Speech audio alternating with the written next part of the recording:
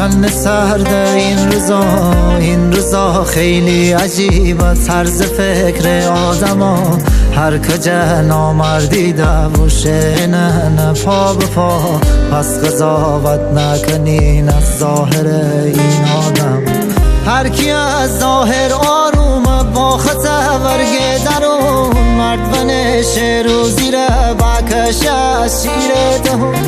آخر این خط فقر اصلا به مرز جنون عشم این روزگار لرزنه میچار ستون پس دیگه سینمون فکرش فردانی من گم بکن آرزو را شخ نکن پیدانی من انه سنگینه میسایه هیچ موقع تنهانی من خزکشی با غرسا کنم مال این حرفانی من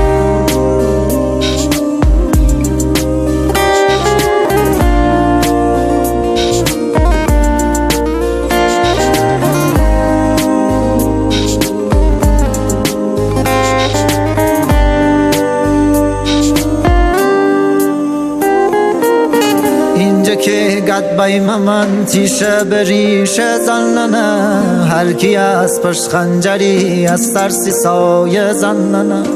هر کیش غازی بونه راحت قضاوت کننه اینجا بر سری رفاقت هم تجارت کننه اینجا سیزی نخردی از سل خیلی برار اینجا سازانو بنه خموشی دست روزگار در میون جمع دوست دشمن زیاده بیشمار اینجا ساتاون ندایی مرد نبونی تو برار اینجا سیزی شمشیر شاخ و برنده تره هر کی خط و خال داره شی محل سری گتره اینجا یکی جا پلنگی کنه عشقی ماتره اینجا جنگ بی حسابه همه تفنگ پره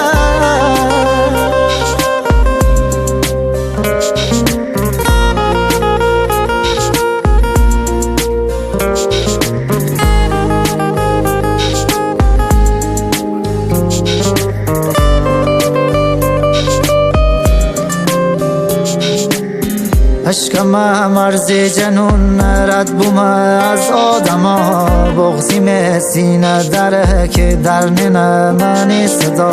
خیلی حرفا اشنومه از این نگاهی آدما صد گله رایت نبونه تاج سری پادشاه عشقمش دور و بر آدم خاکی کوبه فقر و فحشا هم زیاده پس کوبه پاکی کوبه تلخیه از دین حرام مکتب رازی کوبه تا بخرم مست مشرم منم غازی کوبه این روزا دوام بیاردن کار هر شیرینیه احترام و معرفت هم سهم هیچ پیرینیه حرفایی که زم من از رو شکم سیرینیه هیچ سگی از رو وفا بسته به زنجیرینیه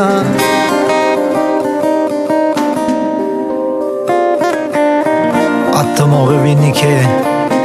این ماهی شخط دار زن تو فکر نکن که ماهی بایدی